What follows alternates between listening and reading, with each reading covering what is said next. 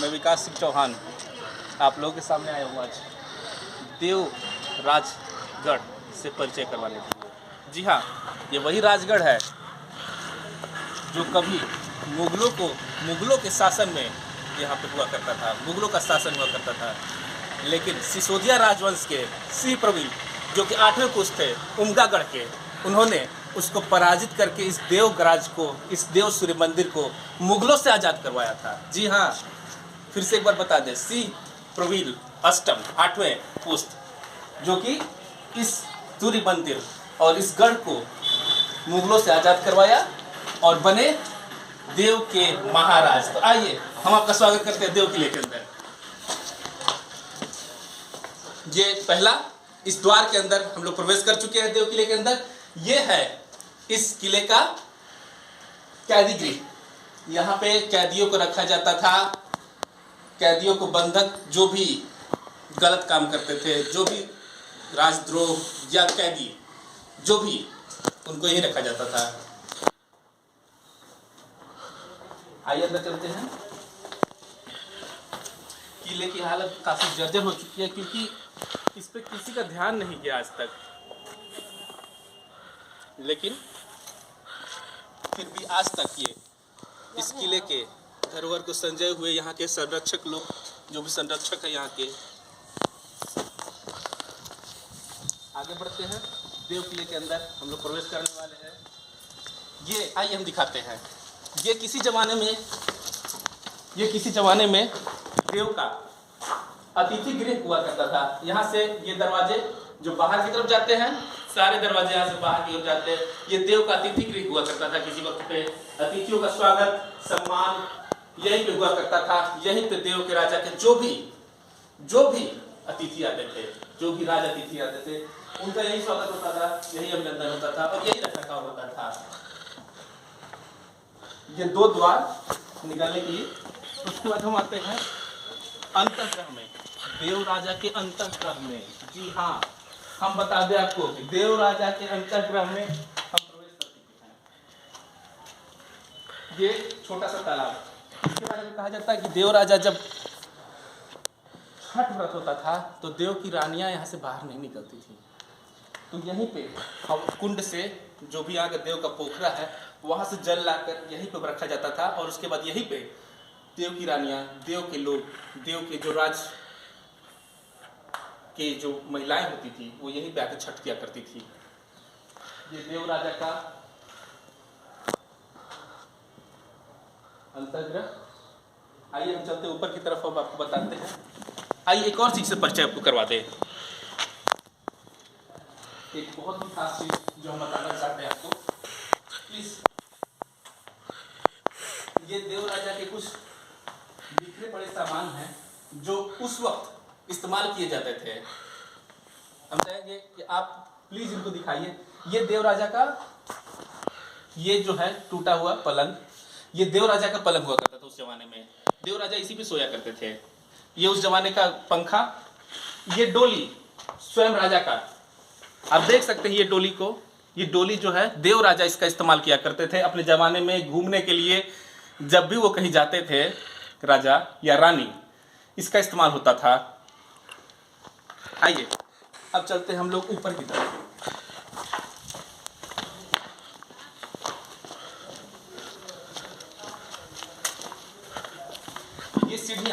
ये सीढ़ियां काफी पतली हुआ करती थी उस जमाने में, इसलिए ना कि कोई अगर दुश्मन हमला कर दे तो एक एक करके, चाहे बहुत सारा संख्या में न चढ़ पाए, ताकि उनका सिर धड़ से अलग किया सके। आगे के जो सैनिक खड़े हैं, आगे के जो राजा खड़े होते थे, आगे के जो मंत्री खड़े होते थे, वो उनसे फाइट करके आगे उसको नीचे ऊपर की तरफ बढ़ने से रोका जा सके। इसलिए पृथ्वी इतनी संकीर्ण हुआ करती थी उस जमाने में।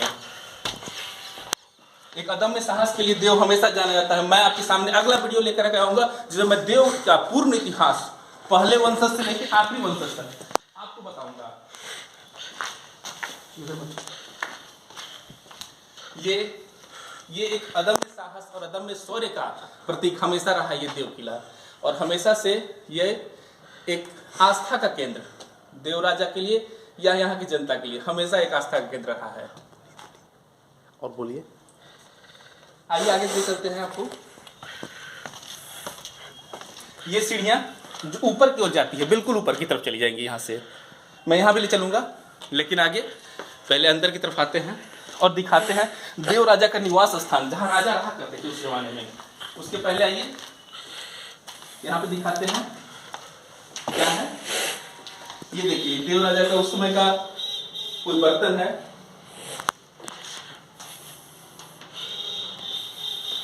हम लोग यहाँ पे आ चुके हैं इसके छत के ऊपर। हम चाहेंगे उधर दिखाएं आप। ये टूट चुका है, ये देख लीजिए देव किले का जर्जर हालत, रख रखाव के बिना। लेकिन आज भी हर इतिहास को अपने साथ संजोए हुए ये किला आज भी परिचय है देव का। आइए यहाँ से बाहर निकलते हैं हम लोग और आपको ले चलते हैं अब सीधे देव महाराज के निवास स्थान पे। जी हाँ, देव महाराज के निवास स्थान पे, जहाँ पे देव के राजा स्वयं निवास करते थे। देखते हुए चलिए, हमारे देखते हुए। हाँ, मैं चाहूँगा आप आगे आइए।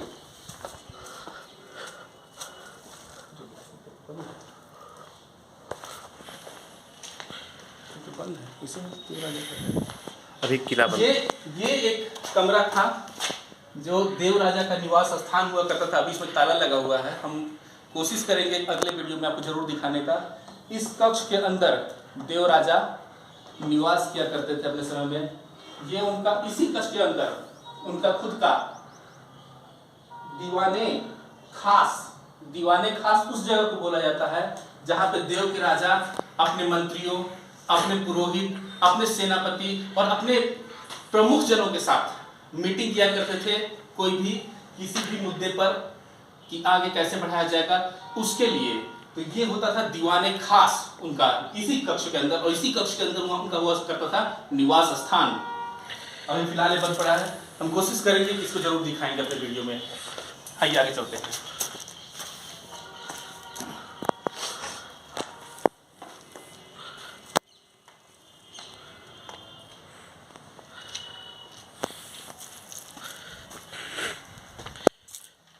ये हम दिखाना चाहेंगे आपको। यहाँ से देख लीजिए, यहाँ से कैमरा ले लीजिए। यही कक्ष है जिसमें देव के राजा रहा करते थे। इसी कक्ष के अंदर में वहाँ से एक कक्ष सीधा अंदर की तरफ उस दरवाजे से आएगी और ये आकर के देव राजा के कक्ष में जाकर के मिलेगी। आइए। देव हमेशा से ही एक शौर्य का प्रतीक रहा है।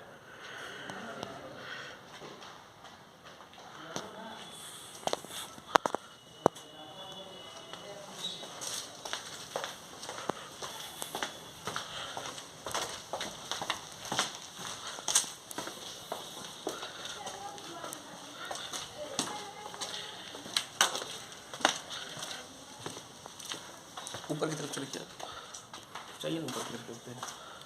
आइए हम आप ऊपर की तरफ चलते हैं। इन संकीर्ण सीढ़ियों से फिर से एक बार ऊपर की तरफ। सीढ़ियाँ बिल्कुल पतली हर जगह की रहेंगी। आप जहाँ भी देखेंगे देव का किला, हर जगह सीढ़ियाँ पतली रहेंगी, या किसी भी किले के अंदर चले जाए सीढ़ियाँ हमेशा पतली रहेंगी। यहीं से लीजिए।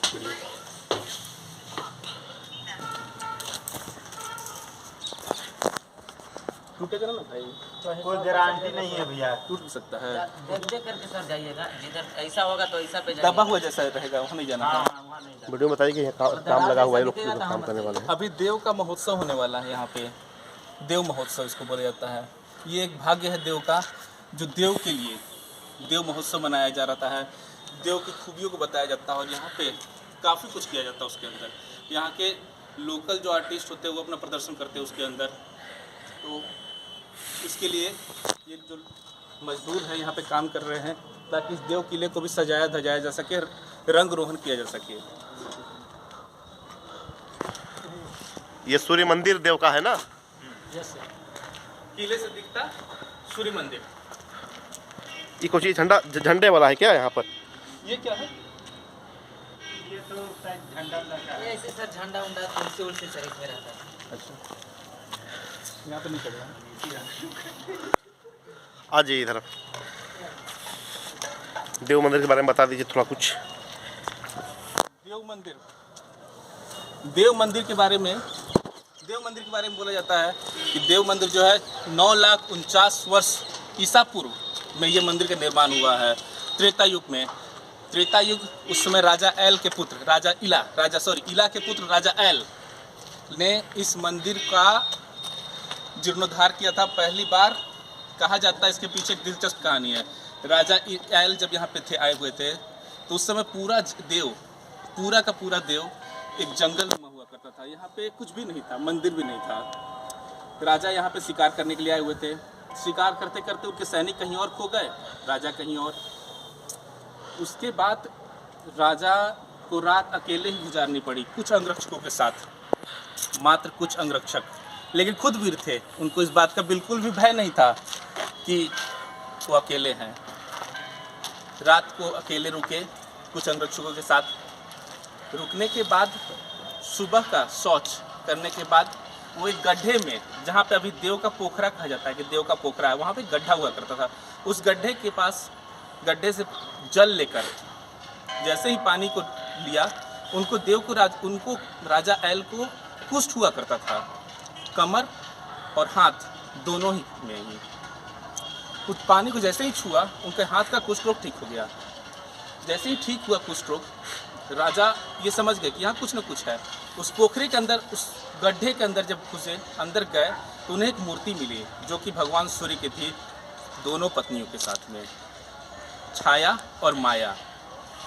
उनको एक स्वप्न आया, इस मूर्ति का वो स्थापना करवाए। और यहीं पे त्रेता युग में राजा एल ने उस मूर्ति का जीर्णोद्धार किया, यहाँ पे उसको रखवाया।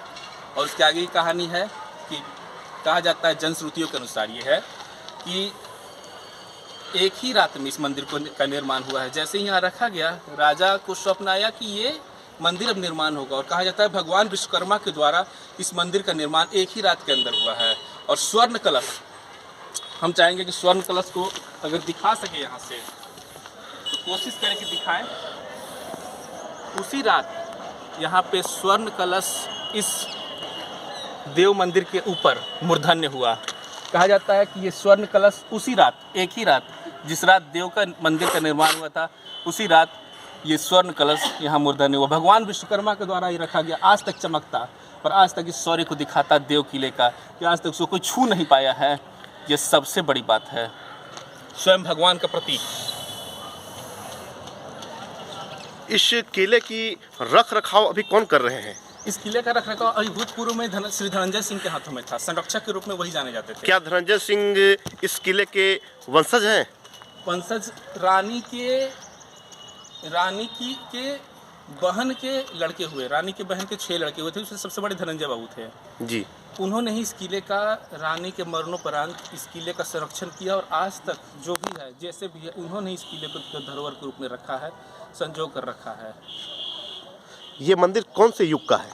इस मंदिर को त्रेता युग में बनवाया गया था। कहा जाता है कि त्रेता युग में भगवान विश्वकर्मा के द्वारा इस मंदिर को बनाया गया है। राजा एल वहाँ पे उस समय आए थे, उन्होंने ही इस मूर्ति को गड्ढे से लाकर के यहाँ स्थापित किया था। और उसके बाद रातों रात को अपने आप ये मंदिर बना है। भगवान विश्वकर्मा, हमने सुना है और पढ़ा भी है कि इस मंदिर का जो मुख्य द्वार था वो पूरब की ओर था। जी हाँ, उसके पीछे भी एक बहुत ही रोचक कहानी है, बहुत ही दिलचस्प, बहुत ही रोचक कहानी एक है। कहा जाता है कि जिस समय औरंगजेब का शासन भारतवर्ष पे हुआ करता था, उस समय औरंगजेब के कुछ मंत्री लोग, कुछ सैनिक लोग यहाँ भी आए थे। और उन्होंने बोला कि हम इस मंदिर को, जो कि सामने मंदिर दिख रहा है, इस मंदिर को हम तोड़ देंगे। भूत परस्तों ने कहा कि इस मंदिर को हटाओ, यहाँ मस्जिद बनेगा। यहाँ के जो मुख्य पुजारी थे, उन्होंने उनसे विनती की कि कृपया कर इस मंदिर को न तोड़े, क्योंकि ये मंदिर जो है अपने आप में एक सिद्ध जगह है। जो औरंगजेब के सैनिक आए हुए थे, उन्होंने बोला कि ऐसा अगर है तो मैं आपको 1 रात का वक्त देता हूँ, इस मंदिर को आप बताओ या अपने भगवान को बताओ कि ये पूरब से द्वार पश्चिम की तरफ हो जाए, मैं इस मंदिर को छोड़ दूँगा।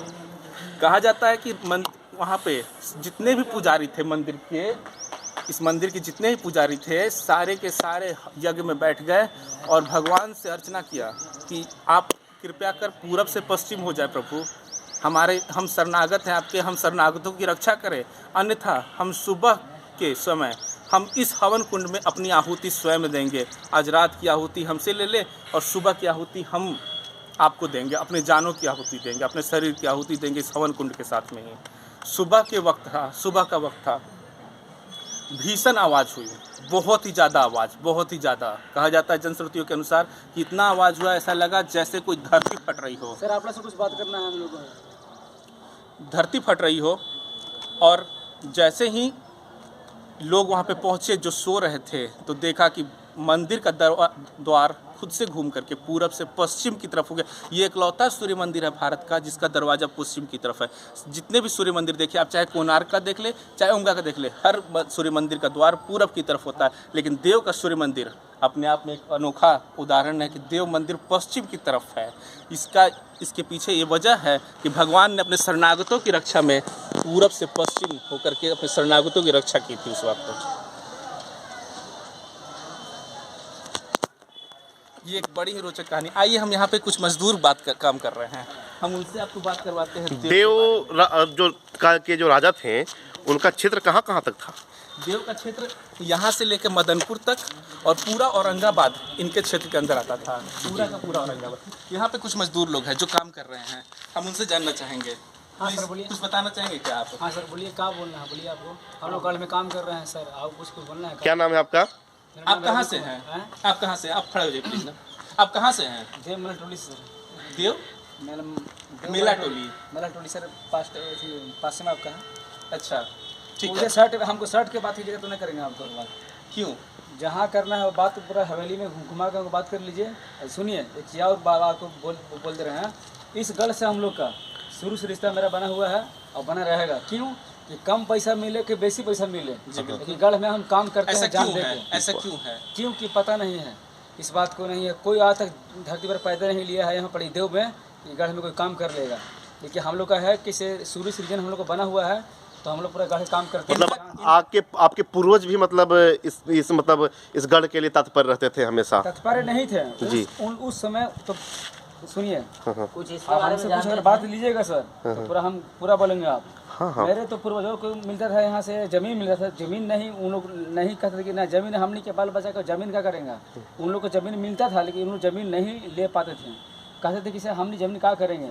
लेकिन आज हम लोग गरीब आदमी हैं और हम लोग के दो है बाल बच्चा भी है, तो पढ़ाई में इतना रुपये खर्चा है, ये खर्चा है वो खर्चा है, लेकिन फिर भी हम लोग कहूँ भी काम करते हैं, चाहे जहाँ भी काम करते हैं, लेकिन इस गढ़ के लिए हम लोग कहूँ भी रहेंगे ना सर तो यहाँ गढ़ में काम करने के लिए जाते हैं। वाह, आज के समय में भी ऐसे ऐसे लोग हैं। उदाहरण है देव के गढ़ का कि लोग आज भी यहाँ के आस्था को मानते हैं। आप इसलिए देख सर सकते हैं। सुनिए, पैसा रहे चाहे नहीं रहे, वाह भाई, कभी भी कहेंगे सर तो 1000 2000 5000 रुपये हम लोग को ऐसे मिल जाता है, खाए पिए लगे हम लोग खर्चा मिल जाता है। बहुत सुंदर। आज भी काम कर रहे हैं ना, देखिए आपने देखा झूला बन के मैं कैसे जी हाँ बिल्कुल। तो हमारा पैसा का नहीं, काफी देर से आपको देख रहे हैं हम काम कर रहे हैं। पैसा का टेंशन रवि का बाबू नहीं है, लेकिन समस्या है कि और ये लोग आपके साथी हैं? जी सर। आपका नाम क्या हुआ? मेरा नाम हुआ सर मंटू कुमार। वाह वाह। संजय बाबू क्या अभी जीवित है? मेरा नाम राजू कुमार संजय बाबू हैं, जीवित हैं। लेकिन जी। पीयूष बाबू जो मेन मालिक हैं अभी मैंने जो चलाते हैं, काज करता है यहाँ पे लेके हैं, जो पेट्रोल पंप में रहा है हमारा है, ठीक है। हमारा पेट्रोल पंप है, जी बिल्कुल। किसी का नहीं है, जी देव बिल्कुल। का है। हम समझते हैं आपको देव के साथ लगाव को। मेरा इसलिए पैसा आप नहीं भी रहेगा ना, बिल्कुल। किसी का 50 रुपये उधार नहीं मिलता है, 50 रुपये का हमको पंप पर तेल मिलता है। ये है मगध का असली परिचय, ये है मगध का असली परिचय कि देव के राजा, लोग बोलते हैं कि राजा बुरे होते थे, ये देखिए इनके साथ में कि देव के राजा आज भी, देव के संरक्षक आज भी इनके साथ खड़े हैं, चाहे इनके पास कुछ हो या ना हो, कहीं भी हो, ये देव किले के लिए हमेशा तैयार रहते हैं। इस पर हम जान भी कल हम वहाँ पर से गिर गए थे सर। अच्छा। यहाँ ये हाँ। यहाँ सब मतलब काम करते समय आप गिर गए थे? हाँ कल। ओहो, थोड़ा संभल के चलिएगा भाई। आइए ना सर, आइए। अब जाइए साथ में, देखिए यहाँ सब साथ में जाइए आप। हाँ।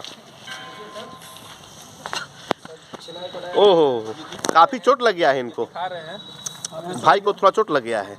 ये ना वहाँ से गिर गए थे। इनका कहना है कि ये देव किले में काम कर रहे थे, जो माघ महीने की जो अचला सप्तमी होती है, लोग कहते हैं कि सूर्य भगवान का जन्म अचला सप्तमी को ही हुआ था।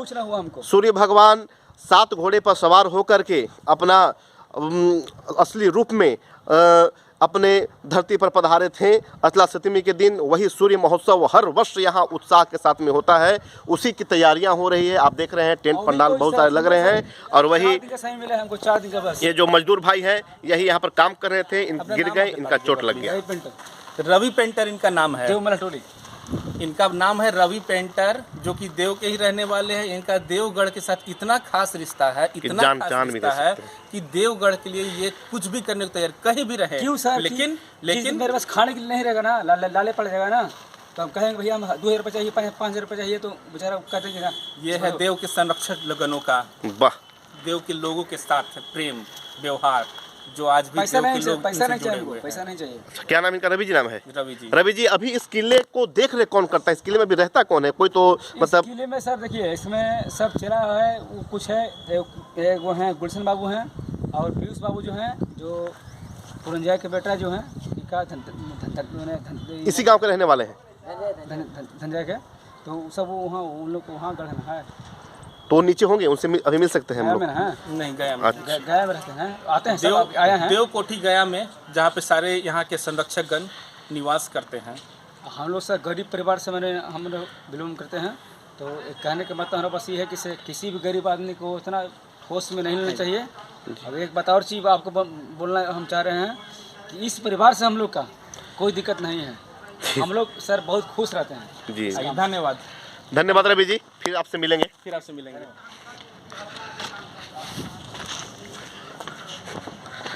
आपको वीडियो भी देख लीजिएगा, आपका नेट पे आएगा। नहीं अब हमको मिलवा दीजिए अब हम जो इस किले में रहते हैं। अब हम लोग नीचे की तरफ जा रहे हैं। नीचे की तरफ हम बताएं कि सीढ़ियाँ काफी संकीर्ण है। ये ऐसा इसलिए होता है क्योंकि हमेशा किले के अंदर जो भी राजा रहते थे वो एक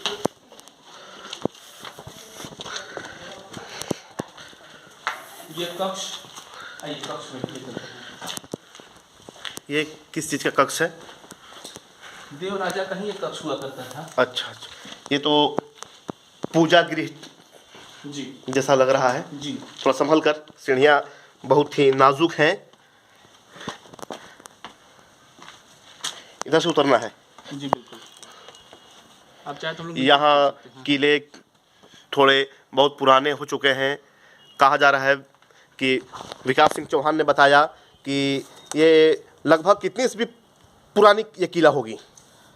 ये मेरे हिसाब से जिस समय राजा ऐल आ गए थे उसके बाद से यहाँ पे कोई ना कोई राजा यहाँ पे रहते ही आए हैं। त्रेता युग के बाद से यहाँ कोई ना कोई, लेकिन जो भी राजा रहे यहाँ पे इस किले का जीर्णोद्धार होता रहा। उसके बाद कुछ समय के लिए मुस्लिम शासक भी, जब औरंगजेब का समय आया तो मुस्लिम भी इस किले पर शासक किए थे। जी हाँ बिल्कुल। अच्छा, कितने ईस्वी में किए थे? मुस्लिम यहाँ पे आखिरी मुस्लिम राजा जो थे उनका नाम था क्लाइव। कहा जाता है कि क्लाइव यहाँ पे जब थे तो यहाँ पे बहुत अत्याचार किया लोगों पे। यहाँ के पुजारी ने उनसे प्रार्थना की, देव मंदिर के पुजारी ने, कि अब हमें उनके कहर से, उनके अत्याचारों से मुक्त करवाइए देव को। कहा जाता है कि उमगा के राजा सिंह प्रवील, जो कि 8वें पुस्त थे, उन्होंने तुरंत ही उनके इस रिक्वेस्ट को, उनके इस बात को मान लिया। और कहा जाता है कि अगले ही दिन हमला हुआ और एक दिन के अंदर इस किले को सिंह प्रवील अष्टम ने फतेह कर लिया था। और उसके बाद पुजारियों के कहने पर ओमेगा से आकर के देव में विराजे थे। उसके बाद से यहाँ पे लगातार ही उनके वंशज यहीं रहे, आखिरी राजा जगन्नाथ प्रसाद के समय तक, फिर रानी बृजराज कुमारी साहिबा तक। स्वयं बृजराज कुमारी साहिबा का भी बहुत बड़ा योगदान है देव के लिए। उन्होंने यहाँ पे शिक्षा की जगत में बहुत सारे काम किए। यहाँ पे आप देखेंगे जब हाई स्कूल है, मिडिल स्कूल है, सब रानी राजा के नाम पर ही मौजूद हैं। चाहे राजा जगन्नाथ प्रसाद स्कूल हो, चाहे रानी बृजराज कुमारी साहिबा स्कूल हो, कुछ भी हो। आइए हम लोग यहाँ से आगे चलते हैं। ये सीढ़ियाँ कहाँ जाएगी? फिर हम लोग वहीं ऊपर की तरफ चले जाएंगे। और नीचे निकास द्वार किधर से है? निकास द्वार इसका नीचे की तरफ था, जो गिर चुका है, ढह चुका है। अच्छा अच्छा अच्छा, चलिए अब हम नीचे की ओर चलें। अब हम लोग ऊपर से जिस रास्ते से आए थे उसी से हम लोग नीचे की तरफ भी जाएंगे।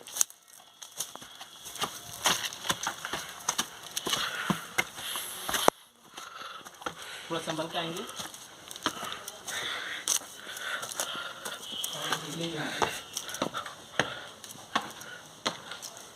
ये कुछ पुराने ज़माने की टेबल, सामग्रियाँ, कुर्सियाँ,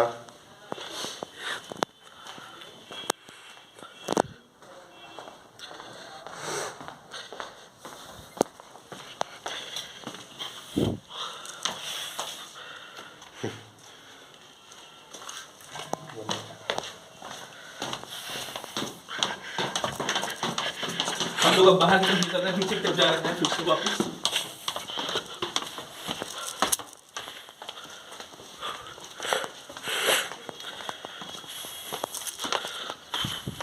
नीचे की तरफ चले।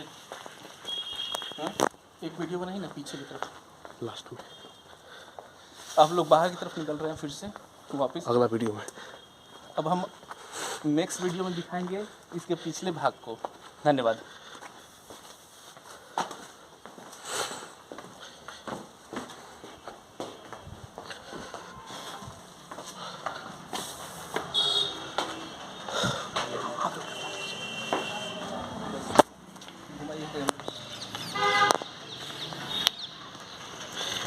अभी आप जो देख रहे हैं देव किले का रंग रोहन जो हो रहा है, ये देव महोत्सव के लिए हो रहा है, जो कि कुछ ही दिनों में यहाँ पे होने वाला है। ये सारी तैयारियाँ आप देख रहे हैं, ये बड़े बड़े बांस लगे हुए हैं पेंट करने के लिए, ताकि देव किले को एक अच्छा दिया जा सके। धन्यवाद।